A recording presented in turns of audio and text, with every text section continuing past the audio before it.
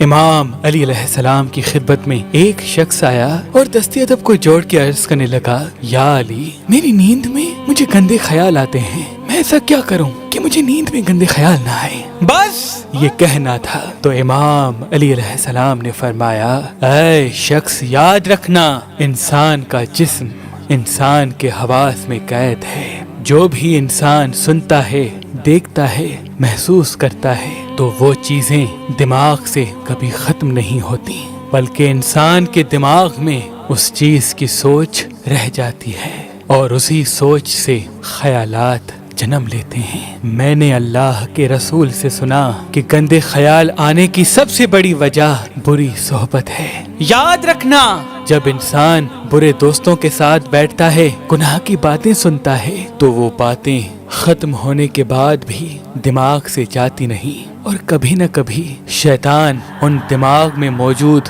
گناہ کے خیالات کو انسان کے دماغ میں پھراتا رہتا ہے۔ اے شخص، اگر تم گندے خیالات سے بچنا چاہتے ہو تو گندی صحبت سے بچو، برے دوستوں سے بچو۔ جب تمہارے دوست ایسے ہوں گے جو تمہیں اللہ اور اس کے رسول کو یاد دلائیں گے، تمہارے سامنے نیک اعمال اور روز محشر کا ذکر کرتے رہیں گے، تو یوں تم اچھائی سنو گے، اچھائی دیکھو گے، پھر شیطان چاہے کتنی بھی کوشش کر لے، تمہیں نیند میں برے خیالات نہیں آئیں گے، تمہیں نیند میں برے خیالات نہیں آئیں گے، تمہیں نیند میں برے خیالات نہیں آئیں گے۔